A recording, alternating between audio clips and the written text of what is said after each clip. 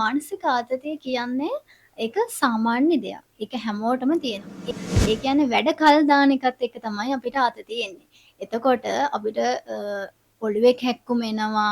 ඒ කියන්නේ ලොකුවට කිව්වොත් අර තැති ගැනීමක් වගේ බයක් වගේ එනවා. එතකොට ඒ වෙලාවට අපිට පාඩම් කරන කිසි දෙයක් මතක හිටින්නේ නැහැ. පාඩම් කරන්න හිතෙන්නේ නැහැ. හද ගැස්ම වේගයෙන් යනවා. අනේ මම මොකක්ද ඊළඟට කරන්නේ කියලා. ඒක මානසික ආතතිය ඒ කියන්නේ විභාග ආතතිය නැති කර ගන්න නම් අපි ක්‍රමානුකූලව සැලැස්ම කාලසටහනක් හදාගන්න ඕන. අපිට අමාරුම දේ තමයි අපි මුලින් කරන්න ඕනේ. එතකොට අපිට තව ගොඩක් තියෙනවා කියලා එහෙම හිතට එන්නේ නැහැනේ. අපි දැන් කොහොමද සැලැස්මක් හදාගන්නවනේ මුලින්. එතකොට විනාඩි 45ක් පාඩම් කරලා විනාඩි 10ක් වගේ විවේක ගන්න ඕන. අර වැඩ කල් දාලා තියෙන ළමෙක්ට එයාලා නිදි මරාගෙන පාඩම් කරනවා. ඇත්තටම මේ නිදි මැරීම තුළින් තමයි මානසික ආතතිය එන්නේ. ධනාත්මකව හිතන්න ධනාත්මක දේවල් තමයි අපිට වෙන්නේ. හැබැයි හායි කොහොමද ඉතින් ඔයාලට? ඔන්න ඔයාලට මම අද සිත නිවන ප්‍රෝග්‍රෑම් එකෙන් ඔයාලා අහපු ලොකු ප්‍රශ්නයකට උත්තරයක් අරගෙන තමයි ආවේ. ඔයාලා මගෙන් අහලා තිබ්බ ප්‍රශ්න වලින් එකක් තමයි විභාග ආතතිය. නැත්නම් අපි කියනවා එක්සෑම් ස්ට්‍රෙස් කියලා. ඉතින් ඔයත් එක්සෑම් නිසා ස්ට්‍රෙස් වෙලා ඉන්න කෙනෙක්ද? එහෙනම් මේ වැඩසටහන මම අද ඔයා වෙනුවෙන්ම තමයි කරන්නේ. ඉතින් හැමෝටම සුබ සන්ධ්‍යාවක්. අද මම මේ මාර්තුකාව ගන්න ප්‍රධානතම හේතුව තමයි මගෙන් ගොඩ දෙනෙක් රික්වෙස්ට් කරලා තිබ්බා එයාලට මේ ප්‍රශ්නේ තියෙනවා කියලා. ඔන්න එහෙනම් මම ඒ ගැන කතා කරන්න මගේ හොඳම යාළුවෙක් වෙන ඒ වගේම මේ වෙනකොට ඇය මනෝවිද්‍යා උපදේශකවරියක් විදිහට වැඩ කටයුතු කරගෙන යනවා. ඉතින් ඇයව මම අපේ මැදිරියට අදගෙන ආවා. ඇය නමින් දුලාරි දිර්චානි. ඉතින් දුලාරි ගොඩක් අය මගෙන් අහලා තිබ්බා මේ ආතතිය ගැන. මොකක්ද ඇත්තටම මේ ආතතිය කියන්නේ? ඔයා හිතන විදිහට ආතතිය කියන්නේ මොකක්ද? ඇත්තටම අරෝෂි මානසික ආතතිය කියන්නේ ඒක සාමාන්‍ය දෙයක්. ඒක හැමෝටම තියෙනවා. ඒක වෙන්නේ අපිට ලැබෙන ජීවිතයට එන අභියෝගත් එක්ක. එතකොට මේ දැනෙන අභියෝග වලට අපි කවුරුත් මුහුණ දෙනවනේ ඉතින්. ඉතින් මේ අභියෝග තමයි එන්න අපිට හම්බෙන ඕනම දෙයකට මනස සහ ශරීරය සූදානම් කරන්නේ මෙන්න මේකෙන් තමයි. ඉතින් මේ මානසික ආතතිය සාමාන්‍ය දෙයක් වුණාට මේක අපි කොන්ට්‍රෝල් කරගන්න ඕන හරි විදියට. ආතතිය ගත්තාම දැන් ඒක විදිහට තියෙන්න පුළුවන්. දැන් මෙතනදී ගොඩක්ම අය මගෙන් අහලා තිබ්බේ එක්සෑම් නිසා එන ආතතිය. ඔව්. ඒක සාමාන්‍යයෙන් වැඩි හරියක්ම තියෙන්නේ පාසල් ළමුන්ට සහ විශ්වවිද්‍යාල ළමුන්ට. ඔයා හිතන විදිහට මොකද්ද මේ එක්සෑම් නිසා කට්ටියට එන ආතතිය? ඒක කොහොමද අපි අඳුරගන්නේ? එයාලට එහෙම තියෙනකොට ඔව් අරෝෂි. දැන් ආතතිය කිව්වහම අපිට දැන් ඒ කියන්නේ වැඩ කල් දාන එකත් එක්ක තමයි අපිට ආතතිය එන්නේ. එතකොට අපිට ඔළුවේ කැක්කුම එනවා. ඒ කියන්නේ ලොකුවට කිව්වොත් අර තැති ගැනීමක් වගේ බයක් වගේ එනවා. එතකොට ඒ වෙලාවට අපිට පාඩම් කරන කිසි දෙයක් මතක හිටින්නේ නැහැ. හද ගැස්ම වේගයෙන් යනවා. අනේ මම මොකක්ද ඊළඟට කරන්නේ කියලා ඉතින්. පාඩම් කරන්න නම් හිත එක තැනක තියෙන්න ඕන. ඔව් ඒක හැබැයි ස්ට්‍රෙස් එක ආවහම මනස හොඳ නැහැනේ. ඔව් එක තැන තියෙන්නේ නැහැනේ. ඇත්තටම ඉතින් මේ මානසික ආතතිය නැති කරගන්න අපි දැන් මෙයාලට උපදෙස් දෙන්න ඕනේ. ඇත්තටම මොනවාද අපිට පාවිච්චි කරන්න පුළුවන් උපදෙස්? ඔව් ඒක මම ඔයාලට කරුණු 4ක් විදිහට කියන්නම්කෝ. අපි මානසික ආතතිය ඒ කියන්නේ විභාග ආතතිය නැති කර ගන්න නම් අපි ක්‍රමානුකූලව සැලැස්ම කාලසටහනක් හදාගන්න ඕන.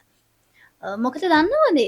එතකොට අර අපි එහෙම කාලසටහනක් හදාගත්තාම අපිට අර එදා දවසේ කරන්න තියෙන වැඩ ටිකනේ අපි කරන්නේ. එතකොට ඒ ටිකෙන් අපිට අමාරුම දේ තමයි අපි මුලින් කරන්න ඕනේ. එතකොට අපිට තව ගොඩක් තියෙනවා කියලා එහෙම හිතට එන්නේ නැහැනේ.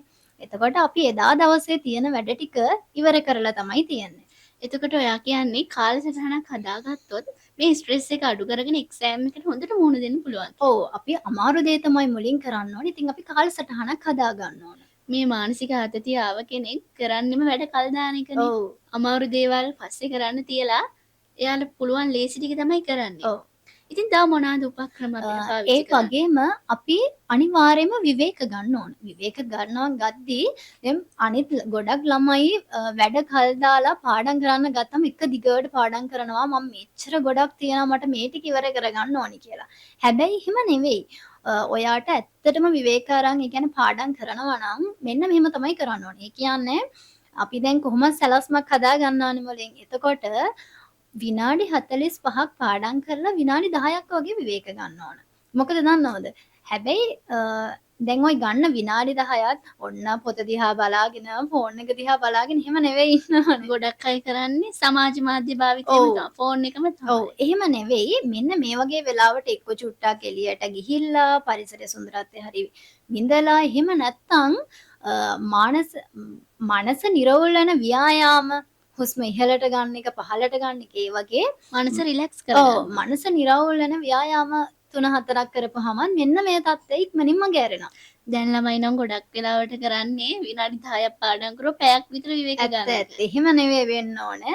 අර වැඩි වෙලාවක් පාඩම් කරලා පොඩි වෙලාවක් පාඩම් මේ අපිට විවේකයක් දෙන්න ඕනේ. එතකොට අපි මොලේ දන්නවා මේ විනාඩි 45 පාඩම් කරාට පස්සේ ඊළඟට අනිවාර්යයෙන්ම මට විවේකයක් හම්බ වෙනවා විනාඩි 10ක කියලා. ඔව්.